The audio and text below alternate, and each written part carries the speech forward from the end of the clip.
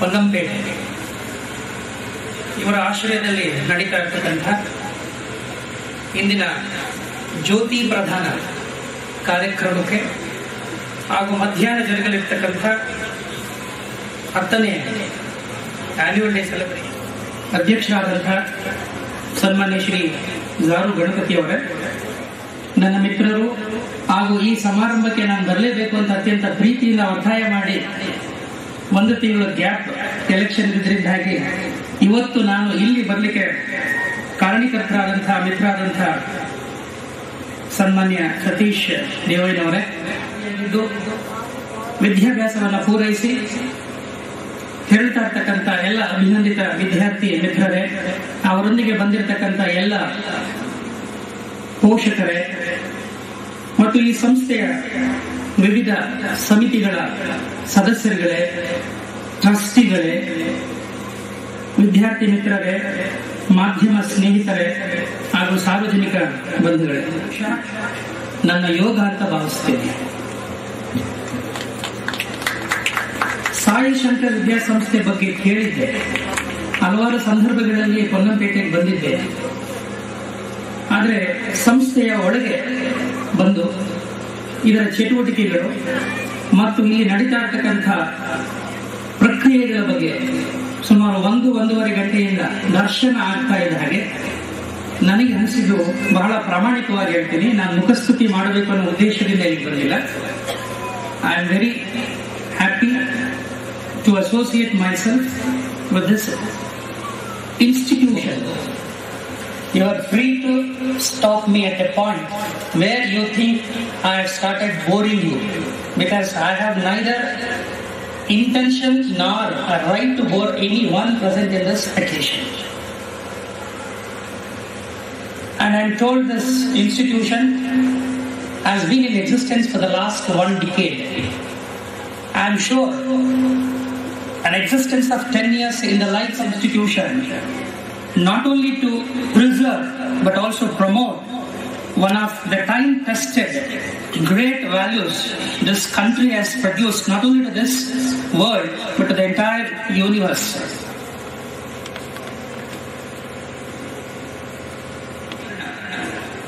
ಮತ್ತೆ ಆಧ್ಯಾತ್ಮಿಕವಾದಂತ ಒಂದು ವಿಚಾರ ಗೊತ್ತಾಗ್ತಾ ಇದ್ದಂಗೆ ಏನೋ ಅನ್ಸುತ್ತೆ, ಕೆಲವು ಜಾಗದಲ್ಲಿ ಒಂದು ಶಕ್ತಿ ಇರುತ್ತಂತೆ. ಯಾವ ಕಾರಣಕ್ಕೆ ಅಂತ ಗೊತ್ತಿಲ್ಲ, ಆ ಶಕ್ತಿಯನ್ನ ಆ ಜಾಗದಲ್ಲಿ ಹೋಗಿ ಅನುಭವಿಸಿದಾಗ ಗೊತ್ತಾಗ್ತದೆ. ಬಹುಶಃ ಅದ್ಯಾವುದೋ ಒಂದು ಶಕ್ತಿ ಈ ಒಂದು ಜಾಗದಲ್ಲಿ, ಈ ಒಂದು ಸಂಸ್ಥೆನಲ್ಲಿ ಈ ದೇಶದ ಬಹಳ ದೊಡ್ಡ ಜನರನ್ನ, ಮಕ್ಕಳನ್ನ, ಪ್ರಜೆಗಳನ್ನ ತಯಾರು ಮಾಡ್ತಾ ಇದೆ ಅಂತ ಹೇಳಿದ್ರೆ ಅದು ಅತಿಶಯೋಕ್ತಿ ಅಲ್ಲ.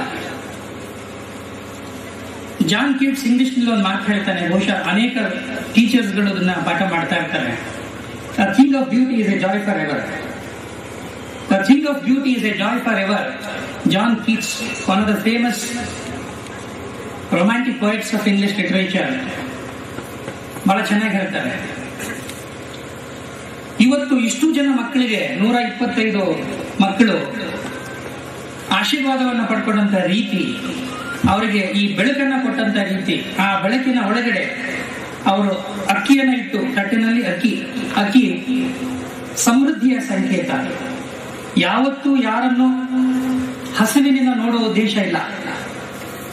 ಬೆಳಕು ಬಗ್ಗೆ ನಮ್ಮ ಎನ್ಸಿಗಳು ಬಹಳ ವಿಶೇಷವಾಗಿ ವಿವರವಾಗಿ ಹೇಳ್ತಾ ಬಂದರು. ಬಹುಶಃ ಬೆಳಕಿಗೆ ಬೆಳಕೆ ಅನ್ವರ್ಥ ಅಂತ ಕಾಣುತ್ತೆ, ಬೆಳಕಿಗೆ ಬೆಳಕೆ ಸಾಟಿ ಅಂತ ಕಾಣುತ್ತೆ. So far as I am concerned, my dear friends, I am very sure that there is absolutely no substitute for light, and there is absolutely no substitute for what is known as goodness. And this light is nothing but the reflection of what we have inside, that is the goodness. ಬಹುಶಃ ಒಳ್ಳೆತನಕ್ಕೆ ಪರ್ಯಾಯ ಇದೆ ಅಂತ ನಾನು ಅಂದ್ಕೊಂಡಿಲ್ಲ. ಅಂತಹ ಬೆಳಕನ್ನ 10 ವರ್ಷ 12 ವರ್ಷಗಳ ಕಾಲ ನಿಮ್ಮ ಮನಸ್ಸಿನಲ್ಲಿ, ಆಂತರ್ಯದಲ್ಲಿ, ನಿಮ್ಮ ಆತ್ಮದಲ್ಲಿ ಇರಿಸಿ, ಆ ಬೆಳಕಿನೊಂದಿಗೆ ಅವ್ರು ಹೇಳ್ತಾ ಇದ್ರು ವಿದಾಯ ಕೂಡ ಇವತ್ತು ಅಂತ. ಬಹಳ ಕಷ್ಟ, ಎರಡೂ ಒಪ್ಕೊಳ್ಳೋದು ಬಹಳ ಕಷ್ಟ ಆಗ್ತಾ ಇದೆ. ಒಂದ್ ಕಡೆ ನಾನು ಓದಂತ ಶಾಲೆಯಿಂದ ಹೊರಗಡೆ ಹೋಗ್ಬೇಕು, ನನ್ನ ಜೊತೆ ಇದ್ದ ಸ್ನೇಹಿತರು ಬಿಡಬೇಕು, ನನ್ನ ಪಾಠ ಹೇಳ್ಕೊಟ್ಟ ಮೇಸ್ಟ್ರುಗಳು ಅವ್ರು ಬಿಟ್ಟು ಹೋಗ್ಬೇಕು, ಮತ್ತೆ ಅದೇ ಮನೆಗೆ ಹೋಗ್ಬೇಕು, ಅದೇ ತಂದೆ ತಾಯಿಗಳು. ಬಹುಶಃ ಏನೋ ಒಂದು ರೀತಿಯಾದಂತಹ ಒಂದು ಆತಂಕವಾದ ವಾತಾವರಣ. I definitely understand, because I have been with the students for more than 17 years. I definitely understand the psychology. I definitely understand the feelings. I definitely understand the emotions that are attached to the what is known as going away from the institution, which is almost like a alma mater. ಸಾಮಾನ್ಯವಾಗಿ ಈ residential ಶಾಲೆಗಳು ನನಗನ್ಸುತ್ತೆ it is always A home away home. This is the concept of residential school. ಮಾಮೂಲಿ ಶಾಲೆ ಮಾಡೋದೇ ಬಹಳ ಕಷ್ಟ. ಸಂಜೆ 4 ಗಂಟೆವರೆಗೆ ಪಾಠ ಮಾಡಿ ಶಾಲೆಯಿಂದ ಮೇಸ್ಟ್ರುಗಳು ಮೇಡಮ್ಗಳು ಆಮೇಲೆ ಮಕ್ಕಳುಗಳು ಮನೆಗೆ ಹೋಗ್ಬಿಟ್ರೆ ನನ್ಗೊಂಥರ ಸಮಾಧಾನ ಇರ್ತದೆ, ಅವ್ರ ಮನೆಗೆ ಅವ್ರ ಮಕ್ಕಳು ಸೇರ್ಕೊಂಡ್ಬಿಟ್ರು ಅಂತ. ಸಂಜೆ ಆದ ನಂತರ ಮಕ್ಕಳನ್ನ ನಿಭಾಯಿಸೋದಿದೆಯಲ್ಲ, it requires a different skill for any institution. It is absolutely not in the curriculum or in the what is known as the system what today our universities and the education institutions are providing. But we have a heritage, as he rightly put it, in the form of what is known as Gurukula. ನಮ್ಮಲ್ಲಿದೆ ಎಲ್ಲ. ಇರುವ ಎಲ್ಲವನ್ನ ಬಿಟ್ಟು ಇರೋದರೆಡೆಗೆ ಹೋಗದೆ ಜೀವನ ಆಗಬೇಕು. ಇವತ್ತು ನಿಮಗೆ ಹಿರಿಯರ ಆಶೀರ್ವಾದ ಸಿಕ್ಕಿದೆ. ನಿಮ್ಮೊಂದಿಗೆ ನಿಮ್ಮ ತಂದೆ ತಾಯಿಯರೆಲ್ಲ ಬಂದು ಸಂತೋಷ ಪಟ್ಟಿದ್ದಾರೆ. ಒಂದು ಒಳ್ಳೆಯ ಶಾಲೆಯಲ್ಲಿ ನಮ್ಮ ಮಕ್ಕಳು ಓದಿದ್ದಾರೆ, ಒಳ್ಳೆಯ ಮೌಲ್ಯಗಳನ್ನ ಕಲ್ತ್ಕೊಂಡಿದ್ದಾರೆ. ನಾಳೆ ಬಹುಶಃ ಇವರೆಲ್ಲರೂ ಕೂಡ ಈ ದೇಶದ ಆಸ್ತಿ ಆಗೋದ್ರ ಜೊತೆಯಲ್ಲಿ ನಮ್ಮ ಗೌರವವನ್ನ, ಕೀರ್ತಿಯನ್ನ ಹೆಚ್ಚಿಸ್ತಾರೆ ಎನ್ನುವ ಆತ್ಮವಿಶ್ವಾಸ, ನಂಬಿಕೆ ನಿಮ್ದೆಲ್ಲರದ್ದು ಆಗಿದೆ. ಅದೇ ನಂಬಿಕೆ, ಅದೇ ಆತ್ಮವಿಶ್ವಾಸ ಈ ಶಾಲೆಯ ಎಲ್ಲ ಅಧ್ಯಾಪಕರು ಮತ್ತು ಈ ಶಾಲೆಯ ಎಲ್ಲ ಪ್ರಮುಖರು. ಆದರೆ ಸ್ನೇಹಿತರೆ, ನಾವೇನು ನಿಮಗೆಲ್ಲ ಪಾಠ ಮಾಡಿ ಆಶೀರ್ವಾದ ಮಾಡಿ ಕಲಿಸ್ಕೊಟ್ಟಿದ್ದೀವೋ ಒಂದು ತಿಳ್ಕೋಬೇಕು, ತಂದೆ ತಾಯಿಗಳು ದಯಮಾಡಿ ಗಮನಿಸಬೇಕು. The society to which we are sending our children is not a residential school, my dear friends. The society to which our students, our children are going to be the prime players in the society, going to be the main vital elements of change. They have to take care of certain things. ನಾನು ಯಾಕೆ ಮಾತನ್ನು ಹೇಳ್ತಾ ಇದ್ದೇನೆ ಅಂತಂದ್ರೆ, ಯೂನಿವರ್ಸಿಟಿನಲ್ಲಿ ನಾನು first time ಬಂದು gold medal ಆಗಿದ್ದಾಗ ನಾನು ಅಂದ್ಕೊಂಡೆ ನನ್ನ ಯೂನಿವರ್ಸಿಟಿ ಕರೆದು ಕೆಲಸ ಕೊಡ್ತಾರೆ ಅಂತ. Because I am a gold medalist from the university, and university definitely will recognize, if not honoring, let alone honoring, at least they will recognize a gold medalist. Interview ಆದ್ಮೇಲೆ ಹೋಗಿ ನಮ್ಮ ಮೇಸ್ಟ್ರನ್ನ ಕೇಳಿದೆ. ಅವ್ರು ಹೇಳಿದ್ರು, ಯಾಕೆ ನೀನು ಬಂದು ನನ್ನನ್ನು ಫಸ್ಟೇ ನೋಡ್ಲಿಲ್ಲ ಅಂತ. ನಾನು ಯಾಕೆ ನಿಮ್ಮನ್ನು ನೋಡ್ಬೇಕಾಗಿತ್ತು, 2 ವರ್ಷ ನೋಡಿದ್ದೀನಲ್ಲ. ಇಲ್ಲ, ನೀವು ಬಂದು ನೋಡ್ಬೇಕಾಗಿತ್ತು ನಾನು. ಆಮೇಲೆ the result is I was denied the post of a lecturer in the university just because I was a first rank and a gold medal. It was like a mother throwing her child into a drain without owning any accountability and responsibility. Into this society, my dear friends, we are sending our children today. Into this society where there is a lot of poverty, where there is a lot of inequality, where there is dearth for compassion, where there is absolutely no sharing and coordination. Into this society, my dear friends, we are sending you people with a very big blessings. ನಾನು ನಿಮಗೆ ಒಂದು ಸಣ್ಣ ಕಿವಿ ಮಾತೇನಪ್ಪ ಅಂತಂದ್ರೆ, ಆ ಸಮಾಜದಲ್ಲಿ ಇರ್ತಕ್ಕಂಥ ಯಾವ ಸಮಾಜಕ್ಕೆ ನೀವೆಲ್ಲ ಹೋಗ್ತಾ ಇದ್ರಿ, ಆ ಸಮಾಜದ ವಾಸ್ತವವನ್ನ ಅರ್ಥ ಮಾಡಿಕೊಳ್ಳುವ ಪ್ರಯತ್ನವನ್ನ ದಯಮಾಡಿ ನೀವು ಮಾಡಬೇಕು. ನಿಮ್ಮ ಜೊತೆ ಇರ್ತಕ್ಕಂಥ ಪಾಲಕರು ಕೂಡ ಅವರಿಗೆ ಸಹಕರಿಸಬೇಕು. ರೆಸಿಡೆನ್ಷಿಯಲ್ ಶಾಲೆ ಏನನ್ನು ಕೊಡ್ಲಿಕ್ಕೆ ಸಾಧ್ಯ ಇದೆಯೋ ಅವೆಲ್ಲವನ್ನೂ ಕೊಡುತ್ತೆ. ಆದರೆ ಅದಕ್ಕೆ ಮೀರಿದಂತ ವಿಚಾರ ಅಂತಂದ್ರೆ ಅದು ಅವರವರ ಆತ್ಮಕ್ಕೆ ಸಂಬಂಧಪಟ್ಟಂತ ವಿಚಾರ. ಇವತ್ತಿನ ಕಾರ್ಯಕ್ರಮ ನನಗನ್ಸಿದೆ it is nothing but a great symbolic or a symbolism of what is known as a truth to remaining to one's conscience. ಬಹುಶಃ ನಾವು ನೀವೆಲ್ಲರೂ ಯಾರಿಗೂ ಎದುರ್ಕೊಳ್ಳದೆ ಹೋದ್ರು ನನಗನ್ಸುತ್ತೆ ನಮ್ಮ ಆತ್ಮ ಸಾಕ್ಷಿಗೆ ನಾವು ಎದುರ್ಕೊಳ್ಳಬೇಕು. ರೈಟ್? ನೀವು ಯಾರು ಕೂಡ ನನ್ನನ್ನ ಈ ವಿಚಾರದಲ್ಲಿ ಆಕ್ಷೇಪ ಮಾಡೋದಿಲ್ಲ ಅಂತ ಅನ್ಕೊಂತೀನಿ. ಅಬ್ರಹಾಂ ಲಿಂಕನ್ ಒಂದು ಮಾತು ಹೇಳ್ತಾನೆ, you can fool some people all the time, all the people for some time, but you cannot fool all the people all the time. You can fool others, but not yourself. Definitely not yourself. ನಮ್ಮನ್ನ ನಾವು ಆತ್ಮವಂಚನೆ ಮಾಡಿಕೊಂಡು ನಮ್ಮನ್ನ ನಾವು ಆತ್ಮ ಸಾಕ್ಷಿಗೆ ವಿರುದ್ಧವಾಗಿ ಬದುಕೋದಾದ್ರೆ ಆ ಬದುಕಾಗೋದಿಲ್ಲ, ಅದು ಹೊರೆಯಾಗುತ್ತೆ, ಆ ಬದುಕು ನಿರ್ಜೀವ ಆಗೋಗುತ್ತೆ, ಆ ಜೀವನ ಎಲ್ಲ ಮೌಲ್ಯ. ಒಂದು ಗಮನಿಸಬೇಕು ಸ್ನೇಹಿತರೆ, ನೀವೆಲ್ಲರೂ ನಾವು ಎಷ್ಟು ಒಳ್ಳೆತನವನ್ನು ಕಾಪಾಡಿಕೊಳ್ಳೋದಕ್ಕೆ ಪ್ರಯತ್ನ ಮಾಡ್ತೀವೋ ನಮ್ಮನ್ನ ಅಷ್ಟೇ ಕೆಟ್ಟ ಕೆಟ್ಟ ದಾರಿಗಳಿಗೆ ಈ ಸಮಾಜ ನಮ್ಮನ್ನ ಪರೀಕ್ಷೆಯನ್ನು ಮಾಡಿ ಹೊಡ್ತಾ ಇರ್ತದೆ. Every day in your life is a testing time. Please understand, life is a very big university. It's a very big university. ಬಹುಶಃ ಆ ಯೂನಿವರ್ಸಿಟಿ ಒಳಗೆ ಸಾಯಿ ಶಂಕರ್ ಸಂಸ್ಥೆಗಳು ನೂರಾರು ಸೇರ್ಕೊಂಡಿರ್ತವೆ. And the people whom we come across in everyday's life, they are the best teachers. And the events that occur, the events that happen in our life every day, they are the best lessons. Only thing what we require is we need to understand, we need to observe, and we need to analyze those lessons in the interest of our own self and in the interest of the society.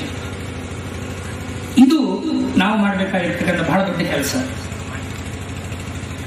ಈ ಸಂಸ್ಥೆಯಿಂದ ಬೆಳೆದಂಥ ತಯಾರಾದಂಥ ವಿದ್ಯಾರ್ಥಿಗಳಲ್ಲಿ ನಾನು ನಿರೀಕ್ಷೆ ಮಾಡೋದು ಒಂದೇ ಸ್ನೇಹಿತರೆ, ಅದು ಸಾಮಾಜಿಕವಾದಂತಹ ಒಂದು ಬದ್ಧತೆ.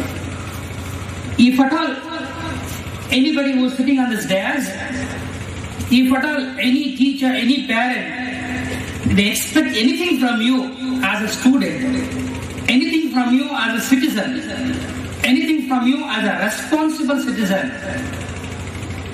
it is nothing but be committed to this society. Do something, because the society has given everything to us. ನಿನ್ನೆ ನಾವು ರಾಷ್ಟ್ರೀಯ ಯುವ ಸಮಾವೇಶವನ್ನು ಮಾಡಿದ್ವಿ. Yesterday we celebrated National Youth Day. I am very happy. At this Ponnampetal there is a very big program. ನಾನು ಮಡಿಕೇರಿಯಲ್ಲಿ ಏನಾಗುತ್ತೆ ಅಂತ ನೋಡದೆ ಆಗ್ತಾರೆ. ವಿವೇಕಾನಂದರು ಒಂದು ಮಾತು ಹೇಳ್ತಾರೆ, National Youth Day is being celebrated in commemoration of the great contributions made by the 39-year-old saint who brought laurels to this country and who created a very great image for this country starting from 1893. ಎಂತಹ ಅದ್ಭುತವಾದ ಮನುಷ್ಯ, ಕೇವಲ 39 ವರ್ಷದಲ್ಲಿ ಈ ದೇಶದ ಚರಿತ್ರೆಯನ್ನೇ, ಈ ದೇಶದ ಆಧ್ಯಾತ್ಮಿಕ ಕ್ಷೇತ್ರಕ್ಕೆ ಒಂದು ಮಹಾ ದೊಡ್ಡ ದಿಕ್ಕನ್ನೇ ಬದಲಾಯಿಸಿದ್ದಾರೆ. Do you know who the God to Vivekananda? ವಿವೇಕಾನಂದರ ದೇವರು ಯಾರಿಗೆ ಗೊತ್ತಾ? ನೀವೊಂದು ಕಣ್ಣಿಗೆ ರಾಮಕೃಷ್ಣ ಪರಮಹಂಸರಲ್ಲ, ನೀವೊಂದು ಕಣ್ಣಿಗೆ ಶಾರದಾ ದೇವಿ ಅಲ್ಲ, ಅಥವಾ ರಾಮಕೃಷ್ಣ ಪರಮಹಂಸರು ಅತ್ಯಂತ ವಿಶ್ವಾಸದಿಂದ ಪ್ರೀತಿಯಿಂದ ಪೂಜೆ ಮಾಡ್ತಾ ಇದ್ದಂತ ಕಾಳಿಕಾ ಮಾತೆಯೂ ಅಲ್ಲ, ಗಂಗಾ ನದಿಯ ದಡದಲ್ಲಿ ಇರತಕ್ಕಂಥ ಬೇಲೂರು ಮಠದ ಕಾಳಿಕಾ ದೇವಿ ಕೂಡ ಅಲ್ಲ. ವಿವೇಕಾನಂದರು 1893ರಲ್ಲಿ ಅಮೆರಿಕಾಗೆ ಹೋಗುವ ಪೂರ್ವದಲ್ಲಿ ಈ ದೇಶವನ್ನೆಲ್ಲ ಸುತ್ತಾರೆ. ಈ goes around this country on foot. ಈಗಿನ ಸ್ವಾಮೀಜಿ ಹೇಳ್ತಾರಲ್ಲ, ನಡೆದಾಡ್ತಾರೆ ಅವರು, ಮೈಸೂರು ಬರ್ತಾರೆ ಅವರು. He visits many of these people, dignitaries, kings and queens. ಆಗ ಅವರಿಗೆ ಜ್ಞಾನೋದಯ ಆಗ್ತದೆ, ಹೊರಗೆ ನಮ್ಮ ದೇಶದಲ್ಲಿ ಇಷ್ಟೊಂದು ಜನ ಬಡತನದಲ್ಲಿದ್ದಾರಲ್ಲ, ಇಷ್ಟೊಂದು ದಾರಿದ್ರ್ಯ ಈ ದೇಶದಲ್ಲಿ ಇದೆಯಲ್ಲ ಅಂತ ಗೊತ್ತಾಗ್ತದೆ ಅವರಿಗೆ. ಅಲ್ಲಿವರೆಗೂ Vivekananda was not aware. Vivekananda ರಾಮಕೃಷ್ಣರ ಒಂದು ಸಂಭಾಷಣೆ ಸಂಬಂಧ ಶುರುವಾಗದೆ ಬಹಳ ವಿಚಿತ್ರವಾದ ಸಂದರ್ಭಗಳಲ್ಲಿ ಯಾವುದರ ಹತ್ರ ಹೋಗ್ಲಿಕ್ಕೆ ಎಲ್ಲರೂ ಬಯಸ್ತಾ ಇರ್ತಾರೋ ಅದರಿಂದ ದೂರ ಹೋಗ್ತಿದ್ದ ವ್ಯಕ್ತಿ ವಿವೇಕಾನಂದ.